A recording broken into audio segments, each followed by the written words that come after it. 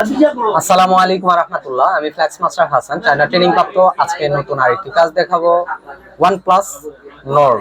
এটি display automatic টাচে কাজ করে, আবার অনেক সময় করে না। পানিতে পড়েছিল, তো পানিতে পড়ার কারণে টাচে কাজ করে না।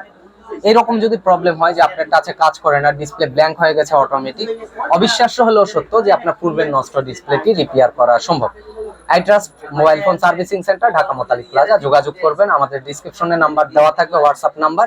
আপনার ফোনে কি প্রবলেম তা বিস্তারিত আকারে ভিডিও করে পাঠাবেন, আমরা অ্যানসার দিয়ে দিব আপনাকে। আমরা এখন কাস্টমারের সঙ্গে কথা বলবো, তার ফোনটি কি হয়েছিল বা কোথা থেকে এসেছে। আসসালামু আলাইকুম ওয়া রাহমাতুল্লাহ। জি, ওয়ালাইকুম আসসালাম।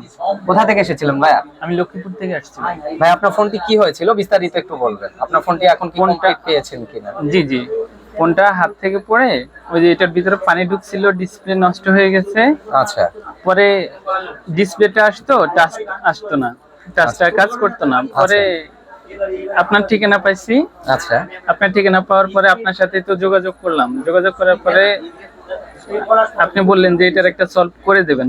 পরে আমি লক্ষ্মীপুর থেকে সরাসরি আপনার কাছে আসলাম, দেখলাম তো আল্লাহর রহমতে আপনি ডিসপ্লের কাজটা সম্পূর্ণ করে দিচ্ছেন। আচ্ছা, এখন টাচ ঠিক মতো কাজ করতেছে।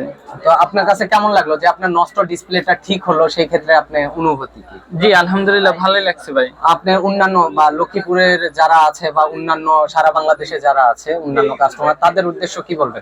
তারা কি নির্ভয়ে I trust mobile phone servicing সেন্টারে আসতে পারে? জি, অবশ্যই আপনার উপর বিশ্বাস রেখে আসতে পারে।